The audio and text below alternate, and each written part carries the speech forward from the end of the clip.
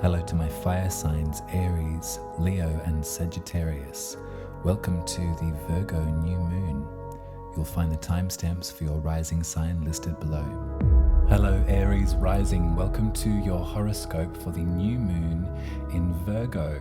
This is happening on September the 15th at 11:40 Australian Eastern Standard Time. If you're in the Southern Hemisphere with me, welcome. How are you? How is the full moon in Pisces? Are you wrung out? Are you feeling exhilarated? Did you feel connected to something in some way? What doorways did you open over that weekend leading up to this next lunation? What messages have been sort of making themselves clear to you in your subliminal world? I had a trip. I took a journey. And I gotta say, I'm ready. I'm ready for what's gonna come. I feel really alive and I feel really grateful for this work and these relationships that I've been able to foster over the last time that I've been doing this. It can only get better and I'm so looking forward to where we go from here. So there's some things to go over. I want to talk about Virgo first of all. So we've been in Virgo season now for the last 2 weeks. The full moon in Pisces was sort of the first lunation to happen in the season. And when we look at the tarot, we get to talk about the Hermit card.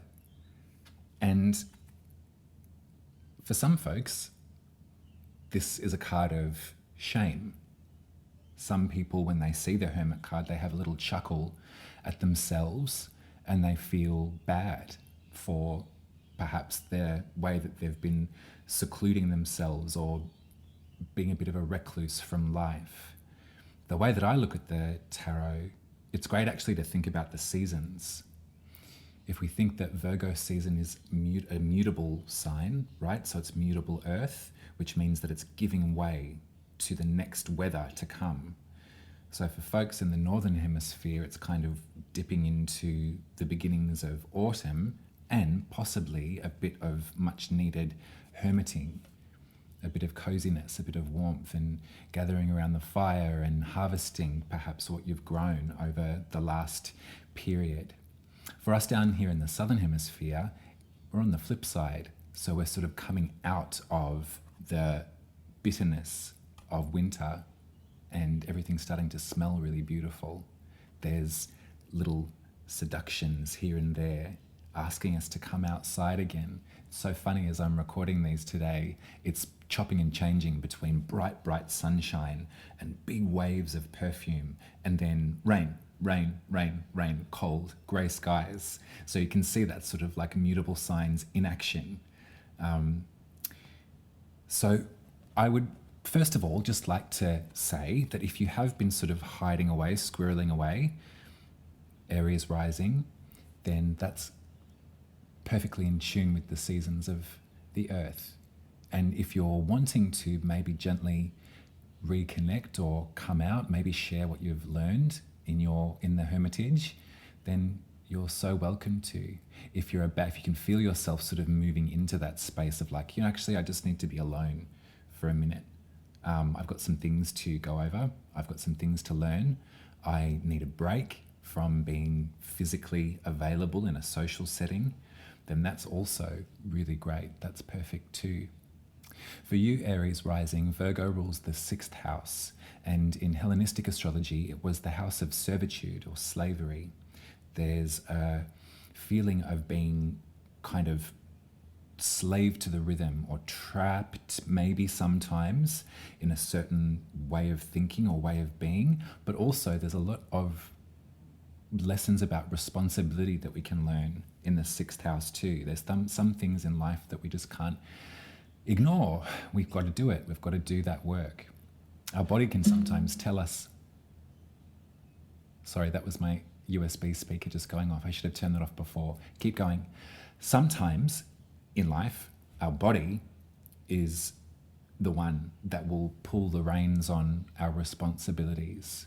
There's a great book called The Body Keeps the Score, which talks in depth about the idea of the somatic response to trauma and how our body actually keeps those memories or stories in its fiber, and how it's our responsibility, perhaps in a sixth house sort of way, to register that and to move through some of that, some of those past traumas. The sixth house can be really beneficial. A great astrologer that I know in Brisbane called Eloise Skye, she always says it's the house of brushing your teeth, doing the chores, getting it done. You can't get around it. There's some things in life that you just need to do. If it's in relationship to your health, or if it's in relationship to the checks and balances of life. So at a new moon, we get to wish for something, don't we? If we want to be a bit of a pagan and work with the possibilities of a black night, remember at a new moon, there'll be no moon in the sky, so it'll be pitch dark. We'll have to use our instincts perhaps more than we regularly do. But we also get to work with the energy that's left here on planet Earth. So we get to sit and we get to think about our sixth house. We perhaps get to think about our rhythm, how that can be broken free of, or how that can be improved upon. Maybe there's something in your life, Aries rising, where you know that you need a certain routine in order to kind of work at your highest potential, you know? I'm rapidly learning that about myself, that as much as I am such a hippie these days, or probably always, let's face it, routine and rhythm and repetition is really good for me. I get to thank my Capricorn sun for that when I think about how I respond to the rhythms of the day. Earth signs are really good at learning the rules and sticking to them and being patient enough for the results to prove themselves too. Now, let's have a look at this astrology, because that's what we get to work with. That's our new moon in the 6th. That's our little prayer session that we can have. But also, Aries rising, there's a couple of little different things that I'd like to maybe make mention here. What I'm looking at on my chart, if you can see, maybe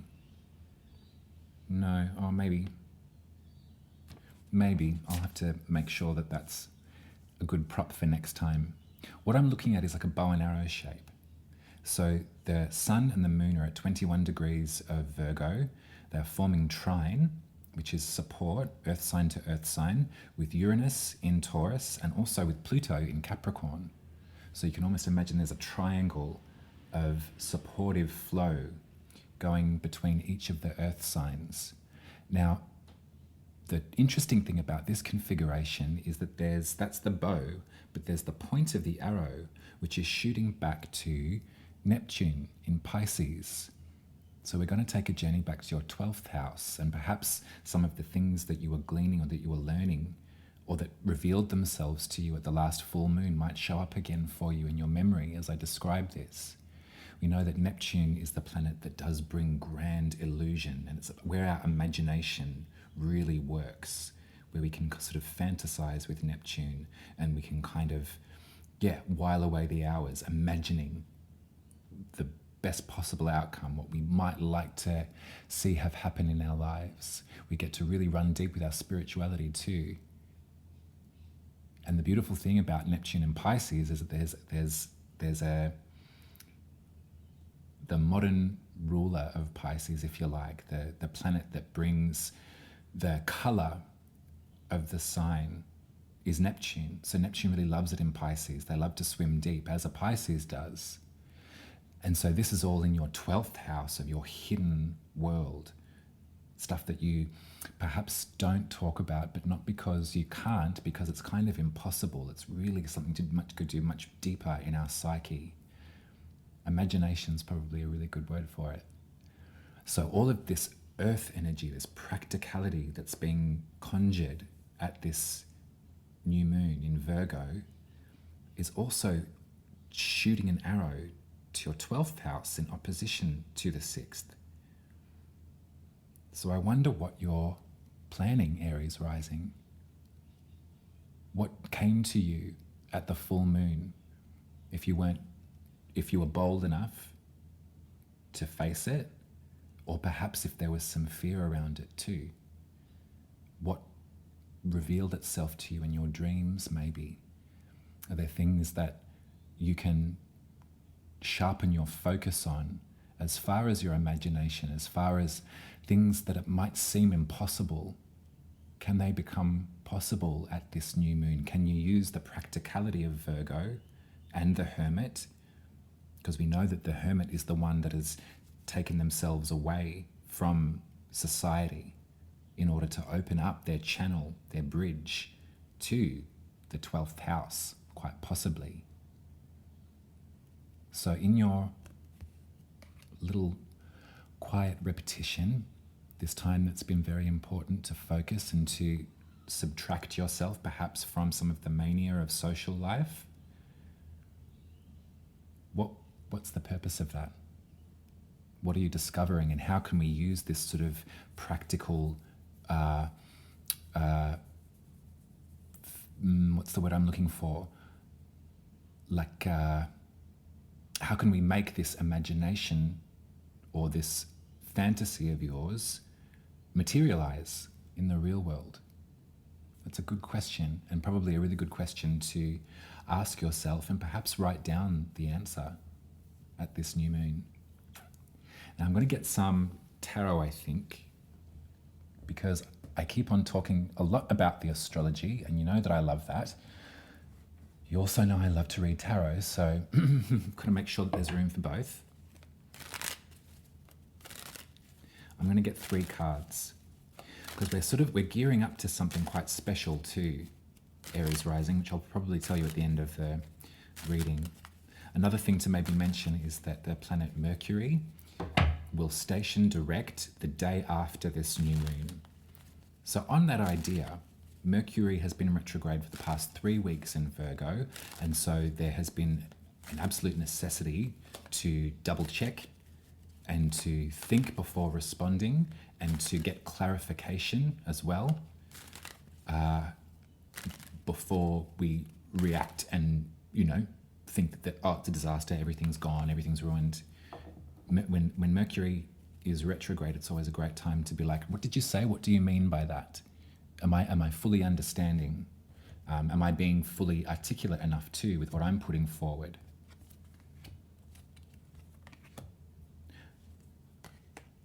Ooh. All right. I got the Devil. I got the Emperor, which is you. And I got the Page of Swords right in the center. I don't believe in the devil, Aries rising, not in the way that some folks do. The devil, in my opinion, is a construct, is a fable, perhaps. And so when it comes to being frightened of the devil or living in sin or any of these sorts of concepts, I tend to believe that this is an invention of control. There's a lot of control around this idea of the devil. There's a lot of tactics that have been used in order to subjugate people on the basis of said devil. I personally believe that we all have a devil inside, like Michael Hutchence says, if you're a fan of In Excess, but it's not evil. The devil card in tarot teaches us that we are sometimes beholden to a certain way of thinking or a certain routine of activity. Certain habits can show up with the devil. There's 2 figures in the foreground of this card, and they're wearing chains around their neck at the altar of said devil. But you've got to remember that those chains are really loose, and they're sort of like jewelry. They can be taken off at any time. Sometimes it's really important to hold audience with our perceived inner devil. We can sort of sit there and ask them, what's up? What's good? In astrology, this is the Capricorn card. A lot of Capricorns get quite confronted when that's told. But if we think about the idea of being beholden to a grindstone or repetition in a way that keeps us subjugated, if we think about a work ethic that keeps us climbing an endless mountain in order to find some sort of status or completion point, that's where the devil can show up too. In pagan traditions, there were multiple horned gods. There were many of them. Some were gods of fertility, some were gods of agriculture and the harvest. The image of these gods was taken and reappropriated to turn it into a tool of constriction. So if ever this card comes out for you in a reading, if ever you see it or you think about your inner demons, remember that those chains can be taken off once you have sat with this darker side. It's okay. The only devil that we need to fear is the devil that's inside of us, and that isn't evil. That can possibly sometimes be the way that we speak about ourselves to ourselves. That can be the idea of holding ourselves to some rhythm because we think we deserve it too. Self-flagellation and self-punishment can sometimes show up with the inner devil. And if we reconfigure the look of this thing, and we've got a horned god here, maybe it's Pan. Maybe it's time to dance with Pan for a while.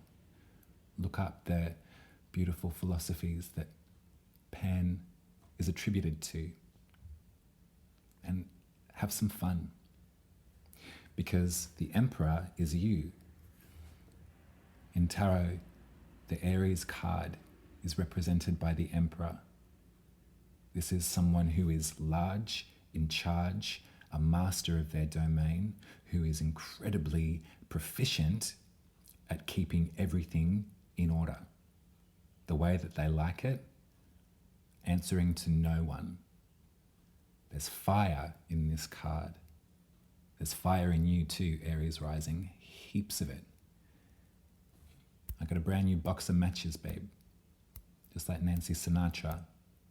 Put that song actually maybe at this new moon too. The duality of these two cards I really enjoy actually, because you can see they both have horns. One is a perception of, shame perhaps. Sometimes we can be frightened. We can think to ourselves, oh God, I'm evil. I don't believe that. And I don't believe in the devil. The Emperor's wearing horns in their head too. The Emperor is leading from the head first. Aries is the ram, isn't it? You know how a ram just dives in head first. Flip out the perception that you perhaps have of some of your deeper inner chambers, I reckon, Aries rising. Think about Pan for a second.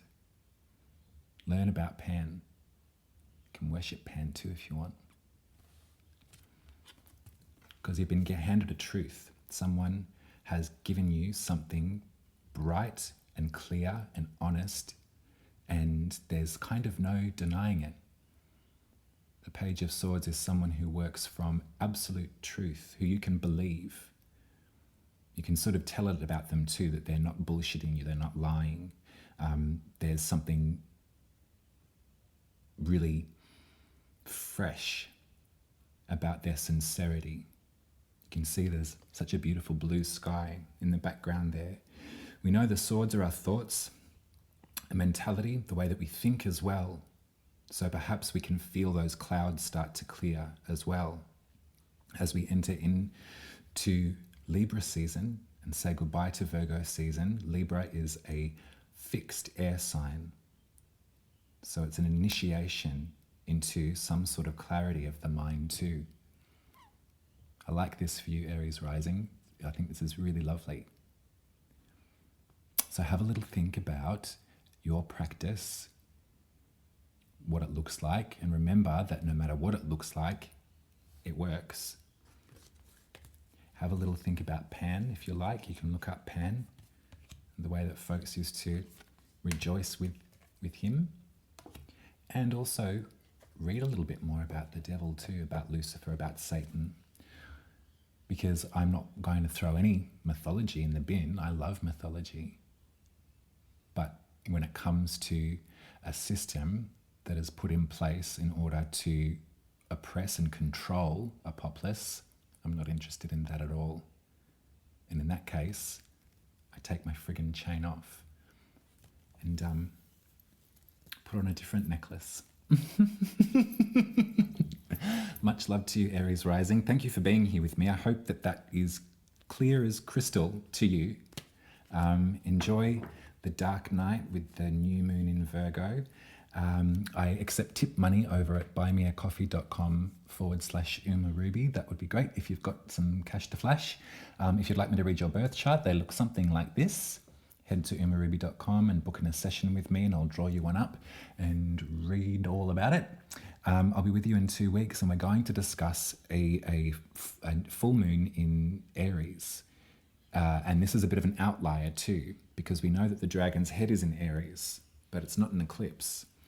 All will be revealed. I'll speak to you in 2 weeks. If you're still here with me, why don't you throw in the comments a bit of hay, the wheat. That would be really good.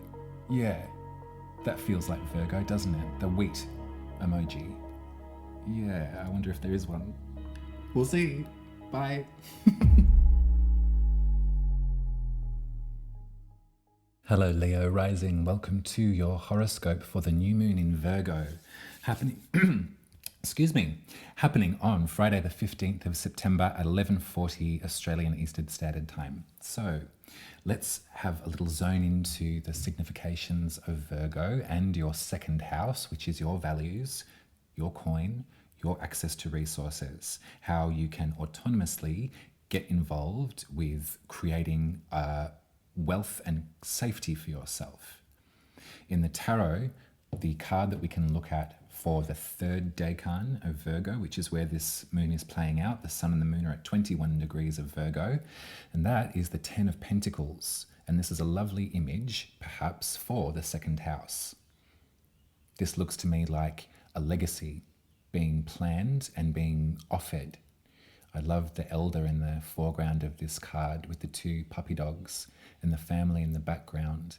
And it looks to me like there's enough to go around. There's enough for everyone. So nice wishes to make at a new moon in Virgo for you, Leo rising. When we think of Virgo, we can always have a little sit with the Hermit card.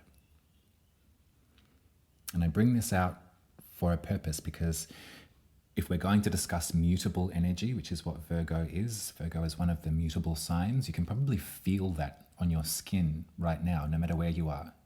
In the Northern Hemisphere, there's the entree into autumn and the seduction, perhaps, of the weather to bring us into the hermitage, to bring us into indoors around by the fire, to sort of hibernate in some way, to settle down, reap what you've sown, make some pumpkin soup, all of that kind of stuff.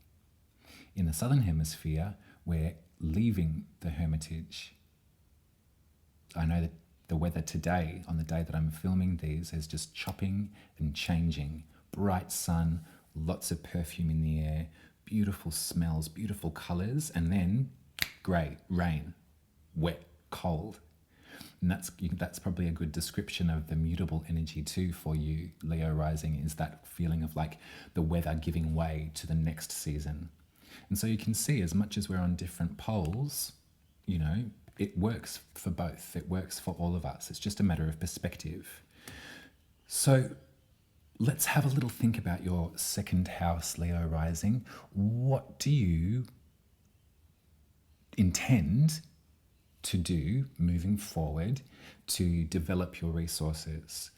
And what are your values too? in relationship to those resources, what are you going to do with them? Is this something that you're going to spread around? Is this something that you're going to collaborate with somebody else? But why do you do it? What do you do and why do you do it are probably really good questions for you at this one, Leo rising. And in the practical sort of Virgo, tangible sense, the sort of realistic side of things, what is it going to take to continue on this pathway to, I hate the word, but abundance? Have a think about that. I also kind of want to talk about some pleasure stuff too, if that's all right with you, and take it as it lands. It doesn't make if it's not your vibe, then it's not your vibe. But in your first house right now, Venus is just about to make a conjunction with Juno, an asteroid, and they're also squaring Jupiter in the next couple of days after this new moon. That's pretty loaded with gorgeousness. Think about Venus and what the planet signifies, which is things like pleasure and art and creativity and beauty and love and all of those beautiful Venusian things that we get to enjoy. Well, Juno is another word for Hera, and Hera was the queen of the gods.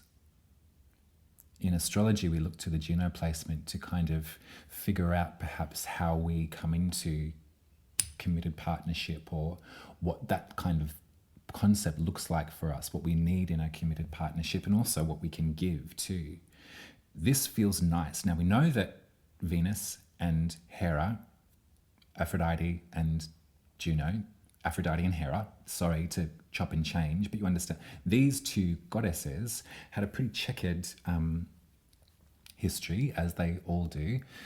One of the myths is that Aphrodite had made love with Zeus, and Hera, Zeus's partner, was like, no, and cursed Aphrodite's baby from that coupling, and guess who popped out? It was Priapus. So that's one of the stories of these two sort of mingling together. But in this astrological makeup, I like this. Yeah, we must always remember that a lot of the mythology that has been transcribed, not the stuff that folks were doing day to day, not a lot of the sort of the varied traditions and the pagan sort of sharing of this info and the different ways that folks used to worship, the more academic sort of stuff, mostly men, by the hand of man. And we know that when everything is mostly by the hand of man, things get a bit skewed, don't they? Especially when it comes to femininity. So I would like to throw my 2 cents in the ring and say that Venus and Juno are making out in your first house. There's some beautiful, sensual connection here that I feel. And if we have a little look at this square with Jupiter, or another word for Jupiter is Zeus, you can see that Jupiter loves to expand and extrapolate on everything that it touches. And for you, Jupiter is in Taurus in your 10th house right now, which is your career, your legacy, your most public face. So what's going on in your first house, Leo rising, the house of the self, the soul, the center, and what's being shared or extrapolated upon in your 10th house? Are you feeling yourself right now? I hope that you are, because Venus and Juno definitely are for you. And when there's a square with Jupiter, love them. It's always more of this, more of it, more of it. So maybe in the sort of afterglow of this new moon in Virgo, where we focus on your coin, your resources, your values, then you can start to feel some of that flow of this sensual sort of gorgeousness in your first house. Your soul's rising potential, Leo, is being kissed by Jupiter in your 10th. Maybe something will come out. Who knows? It's nice, isn't it? It's nice. I think I'm definitely working on the sort of feeling that I'm in the southern hemisphere. So I am sort of entering into, a land of bright lights and perfume now after the introspection that the Hermit brought with me in wintertime. It always happens for me. I always look forward to Virgo season because I kind of can feel my shroud coming off in a way, or my cloak, I feel sort of a bit more emboldened to be a little bit more social and sort of make connections and enjoy the weather and go to the park and all of that kind of thing. To have a bit of celebration after all of the hard work of winter, which is very inward for me, and I like to learn a lot during the winter. I like to read a lot. Let me get you some tarot, I think Leo rising. And let's further to this sort of, do you feel it? Do you feel Venus? Because Venus has been in your first house for some time, remember? And there was that retrograde period. So there was perhaps maybe not limitations, but definitely sort of Venus couldn't be sort of as free-flowing maybe over the last several weeks. Moving forward, what did you learn from that retrograde period? I got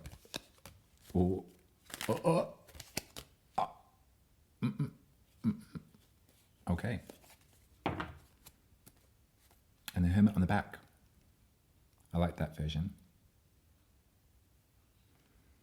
She's looking at her laptop. That's the oracle.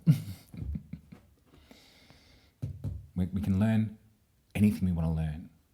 How are you using your internet connection? It's always a good question when I see that version of the tarot. I got the Lovers for you, baby doll. I got the Queen of Swords and I got the Eight of Swords. You can see the Eight of Swords is maybe not sort of a way that we want to finish up this little reading here. That's a Gemini card, and so is the Lovers. And the Queen of Swords is someone that is really has a lot of clarity, and they tell the truth. They have warmth and kindness for you, but they're not going to mince words. This is in the center of the reading, so I wonder if someone said something to you, or you've had a conversation about something, perhaps some sort of situationship that is sort of leading to a bit of anxiety. That could be something. That's just quite a literal way of reading these. But if we go with the Gemini-ness of this, Gemini gets such a bad rap. I've got a Gemini moon, and I know what that means for me. There's multiplicity. There's a sort of definitely a polarity in geysers in Gemini. There's a sort of conversation that will continuously occur with Gemini. In a beautiful way, they want to know, they want to learn, they want to sort of figure things out. In an inward way, especially if we look at this card, the Eight of Swords, there is something about feeling trapped by one's own thoughts or one's own what's the word I'm looking for? If you're predicting the worst of something, chances are it possibly might work out that way because of the way that you're frightened about it happening.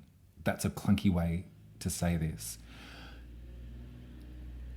The mind is brilliant. The mind is vast. It also, when the neural pathways are sort of a bit in a rut, can be really cruel. It can be really awful, and it can tell us things that just aren't true.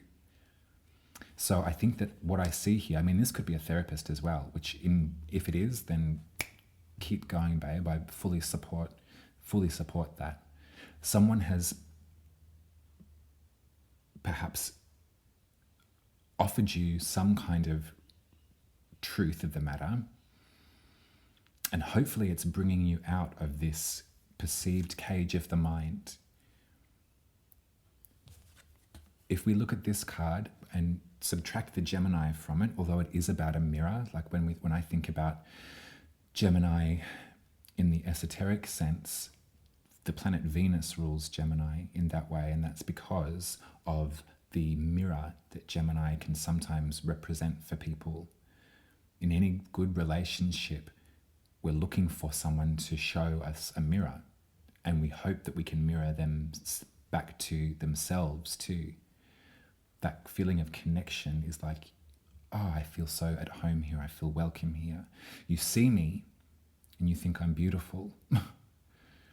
That's love in a really beautiful wavelength, isn't it? And that's why we sort of talk about Gemini with the Lovers card, because of that Venusian relationship, and also because of that want to be seen and recognized by folks that we love. So because Venus is in your first house, Leo rising, and maybe this conversation was a little difficult because you were given the facts by someone that really cares about you, and they've said, look, this is the situation. That's not to say that this is off the cards for you. In fact, it looks to me in the astrology that it's really on the cards. But maybe it's the way that you're perceiving yourself. Maybe there's something in you that's sort of like, I'm not good at this. Maybe in this life I won't have the Lovers card show up for me. It doesn't seem to be in my makeup. Or maybe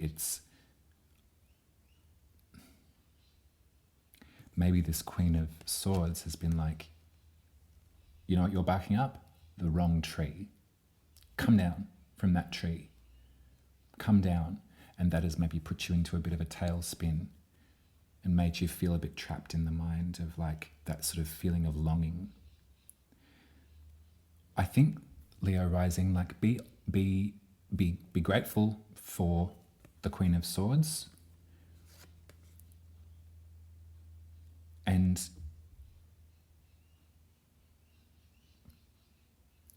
yeah, I think at this new moon in Virgo, if we're thinking about your resources, your coin, your talents, your values, how you intend to use said resources, and if things are feeling a bit maybe pointless at the moment for you because this seems like an absolute fantasy and not in your grasp, this idea of having a legacy and something to pass down to another generation, and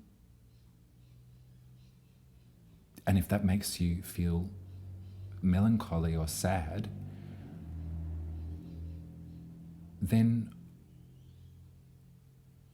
I would really love for you to open your heart. If you're thinking to yourself that you're just not that kind of person and it's not going to work, I call bullshit. If this is what you want, if you want a loving partnership, and if you want some sense of, if you want someone to hold that mirror up for you, they're going to come. They will. What I'm learning about magic and things like that is that if there's anxiety in the body, and sort of wishing and wanting for something to happen, in that kind of way, it's constricting. It can actually it can clam up because there's not a sort of flow to that. And if you're being a little bit Gemini about yourself too, Leo rising, and the fact of one side of you is like, oh, I long for partnership, I long for someone to see me and understand me and to love me, and the other side of you is saying, nobody loves you, everyone hates you, you can see that there's probably someone to talk to and to have a little chat with, so you can move forward, because you are worthy of love, you are lovable, you're beautiful, and I think that it's going to work out really, really well. So if the tarot imagery is working for you, my darling, then The Ten of Pentacles is a good one for you to work with at this new moon. Perhaps write the Ten of Pentacles, maybe learn a little bit more about it. Look at different versions of it too, because that to me looks a little jarring. That's not my experience in life. I find value and warmth and kindness in a multitude of different relationships, and the idea of leaving something to the next generation is not something that's in my desires. That was a funny thing to say. That we contain an ocean, each and every one of us, Leo rising. And you are in full right to contradict yourself as well, just as I do, all the time. But yeah, work with that card. And work with the Eight of Swords too. Pick apart some of those repetitious thoughts or those opinions that you have of yourselves. Because I dare say that a lot of them aren't fucking true. All right, I'm going to leave it there, Leo rising. Thank you for being here with me. Throw me, I said wheat in the last one. I hope that there's a wheat emoji. I'm thinking, like harvest, Virgo, that sort of thing. That could be good. Yeah, throw me some emojis. Whatever you feel like. I'm not going to be bossy about it. Tip money is always welcome at buymeacoffee.com/UmaRuby. I can read your birth chart over at umaruby.com, and there's an example of one here. Let me draw it up for you. Let me read it to you. That would be beautiful. I'll be with you in 2 weeks, and we're going to talk about the full moon in Aries, but it's a bit of a wild card because we know the dragon's head is in Aries, but there's no eclipse. The eclipses are coming though, in Libra and in Taurus, a month after, so I'll fill you in then. Much love to you, Leo rising. Do take care. I hope that was all right. I'll speak to you soon. Bye. Hello Sagittarius rising, welcome to your horoscope for the new moon in Virgo, happening on Friday the 15th of September at 11:40 a.m. Australian Eastern Standard Time. So change your clock around to get to the appropriate date and time. Welcome, and I hope that you're feeling rested and relieved and inspired after the full moon in Pisces 2 weeks ago. I know I definitely am. I had a brilliant time, and I'll tell you about it another day. Right now, let's have a look at Virgo and let's think about your 10th house, Sagittarius rising. The 10th is the most public part of the chart. It's right at the top. And so we think about things like our career. Absolutely. We think about our legacy in the 10th house and what we kind of wish to be known for, what we wish to leave behind, perhaps in one way of reading it. Virgo is a mutable sign such as yourself, so there is kind of this feeling of malleability sometimes. There is a feeling of like making way, being impressionable is the wrong word, that's probably more for Pisces, but in terms of like being flexible. Virgo is an earth sign, and in the tarot we talk about the Hermit card when it comes to Virgo. I love this image because it does pictorialize perhaps what happens in the northern hemisphere of sort of leaving the weather and entering winter, and the introspection that sort of happens there as we move through fall or autumn. And here in the southern hemisphere, we're leaving winter and we're entering into spring. So you can sort of feel the different ways that the weather is like giving way to the next season. And we're kind of maybe, if you're in the southern hemisphere with me, there's something about re-emerging perhaps from a period of introspection or a period of, deep thought and reading lots of books and hibernating. The hermit is someone that has taken themselves away from the responsibilities of the social world in order to sort of open up their channel and to create a bridge between themselves and their spirituality. Because Virgo is an earth sign, mutable earth, I always think of clay, and I think of someone who is taking those sorts of lessons from the unconscious possibilities of life, perhaps from the Pisces full moon, and thinking about ways to make them manifest in a practical way, a tangible way. There's something reality-based, both with the Hermit and with Virgo. But that's not to say that they are stymieing any kind of mysticism. In fact, they're receiving the mysticism and making it work for them, making it real so they can share it with other people. So how does that sit with you for your 10th house, Sagittarius rising? If we're going to make magic with this, remember that there'll be no moon in the sky. It'll be black. We get to use our instincts a little more, and we get to work with what is left here on the planet, and we get to sort of form it and shape it into what we might like to have happen in our lives. Think about that clay imagery, you know, it's sort of, making something, it's nice. I'm looking at the 10 of Pentacles here too. The Sun and the Moon are at 21 degrees of Virgo, and the tarot card for that is the 10 of Pentacles, which looks a lot like legacy, doesn't it? Or it looks a lot like sort of the culmination of the round of Pentacles. Pentacles are about earth and money and resources. You can see the Pentacles linked to the earth signs because they both speak of similar topics. There's someone in the foreground here with two dogs, and there's, they're an elder and they're wearing beautiful velvets and rich colors, and they're sort of relaxed and drinking in what they've managed to achieve in their life and to pass it forward. It's quite romanticized, this card, and it's really lovely. It can be a little bit triggering maybe for some folks that there's limitations to what they have and that sort of thing, But I think the Pentacles are multi-changeable. I don't think that, I personally believe that money is not so important, and the Pentacles can represent our skills, what we've learned, what we're good at in real life as well. And so when you think about that and think about what you're able to leave the next generation, think about what you know, your wisdom.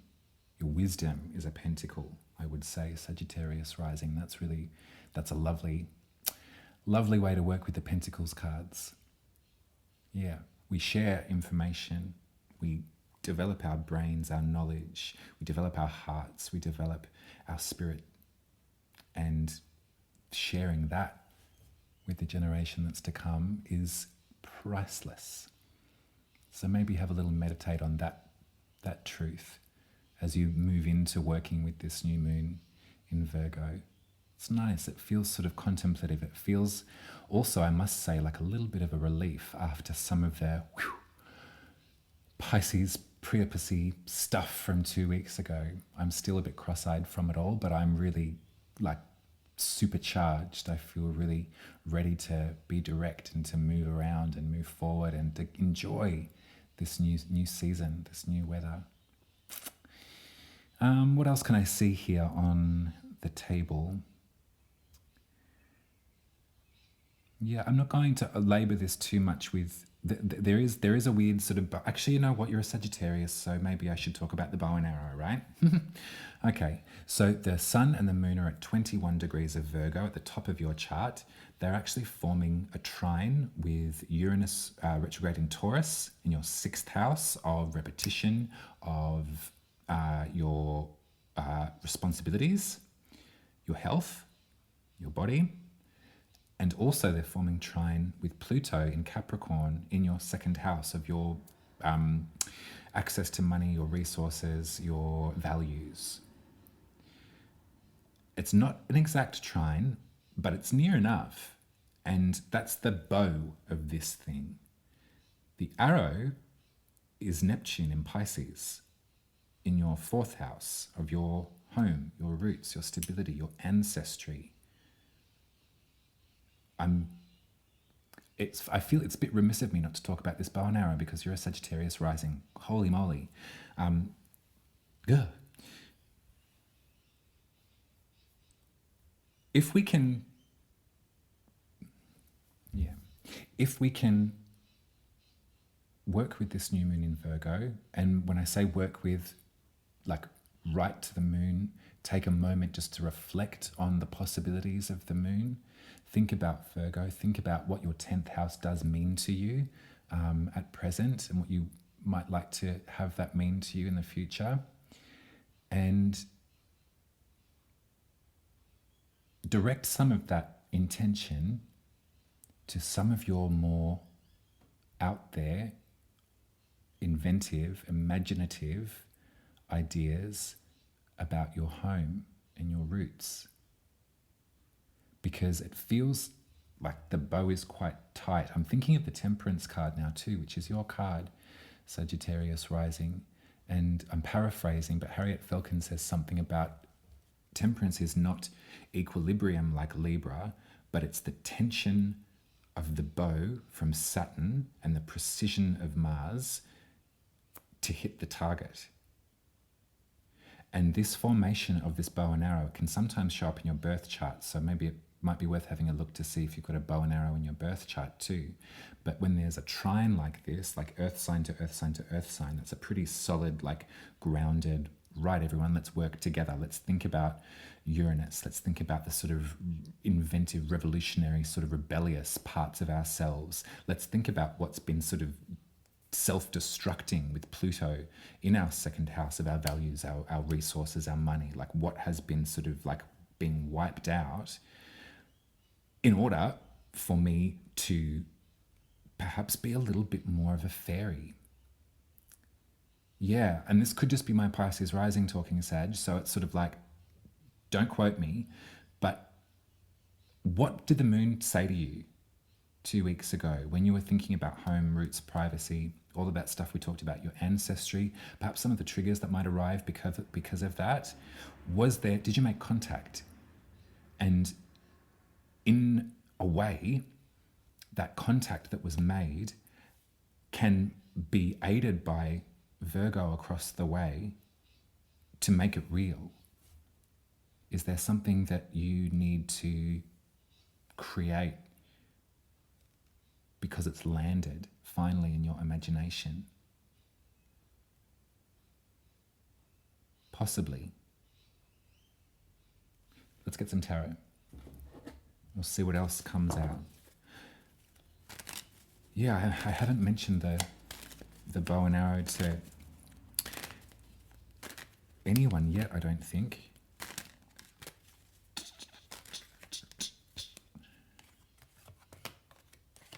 All right, 10 of Cups. You can see that's in direct opposition to the 10 of Pentacles. This is the third decan of Pisces. This is where Neptune is, so let's lock into it. When I look at the 10 of Cups, I see something that is really idyllic. I see a rainbow. I see a beautiful collection of people here thanking the rainbow for the broad prism of light. All of those cups, that sort of culmination of emotional lessons and life and love. And there's a big gap here that looks like the credits will roll. We know that that doesn't happen in life, Sagittarius rising. So in this way, with Neptune, this sort of perhaps this fantasy of a normative way of folks coming together and a normative way of developing legacy together and happy ever after. Maybe that's something about your fourth house that the moon was helping you sort of dislodge, as far as like, you never wanted that anyway, or that's not really what you're about, or that seems to be old-fashioned, or that seems like lovely, but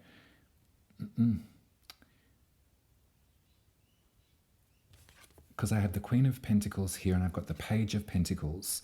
So it feels to me that you're building something that's grounded in reality, that's perhaps separate from this imaginarium of fantasy and sort of, where's the sponsors, where's the production studio?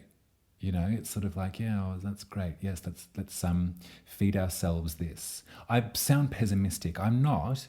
I'm just thinking about what we can work with here, because it feels to me that your sense of like a legacy, your sense of like what you're going to leave behind, it's not traditional. It's not in the way that things have been fed to us, perhaps in the last 60, 70 years, you know, since the nuclear family was an invention. You know what I mean? Like, that's rapidly becoming, it's becoming untenable. It's also becoming undesirable. So perhaps if you're resisting against maybe a structure that was presented to you, something that was sort of expected maybe of you, or that you had perceived was expected of you, turn this thing around. Maybe think about what the moon revealed itself and what Neptune was revealing to you. Think about that olive branch too from Virgo in the last reading as well, and think about what it is you are building. The Queen and the Page, in some tarot decks, the pages are actually called the princesses, FYI, and they're not so naive. They're actually born with the skill. They're actually had been raised by folks that gave them the skill from birth, something grounded, something real. They carry the seed, similar to the seed that the Queen carries. And if we think about those coins, Sagittarius rising, think about them as wisdom rather than friggin' money. Like, you know, like shit, like there's so many people that are so unhappy because they've thought to themselves that that's the goal, riches, growth, you know, and like it's just freaking fake. It's fake.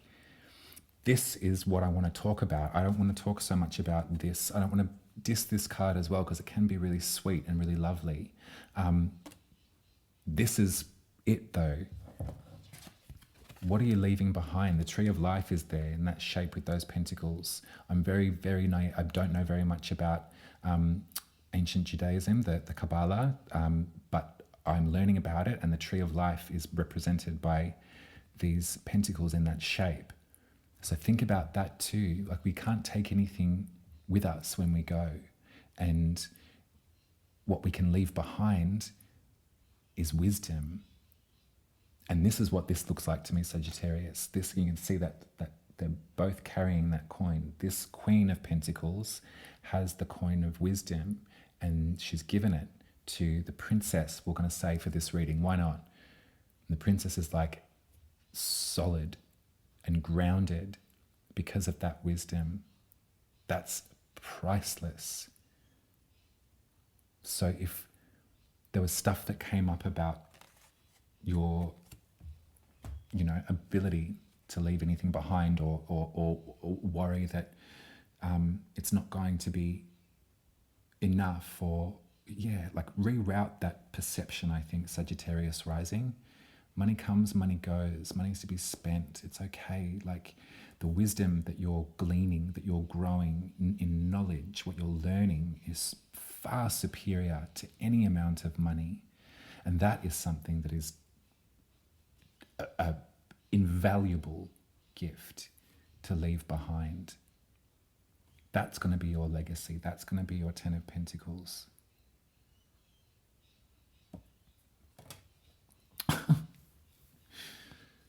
Happy New Moon. There you go. I hope, yeah. Keep going. Thank you very much for being here with me, Sagittarius Rising. I really appreciate it. I accept tips if you have the money to spare at buymeacoffee.com/umaruby. If we've not spoken face to face or Zoom to Zoom, I can draw your birth chart and read it to you over at my website, umaruby.com. If you're still here with me, put in an emoji that resonates with you. I said wheat before. I don't know. I was thinking Virgo and harvest, Northern Hemisphere stuff. Irrelevant. I'm going to be with you in 2 weeks, and we're going to be speaking about the full moon in Aries. Spoiler alert, no eclipse, but I'll explain to you why in that next reading. Also, look forward to Mercury stationing direct the day after this new moon in Virgo, and my transmissions being far clearer than they are at present. Goodbye. I love you. Take care.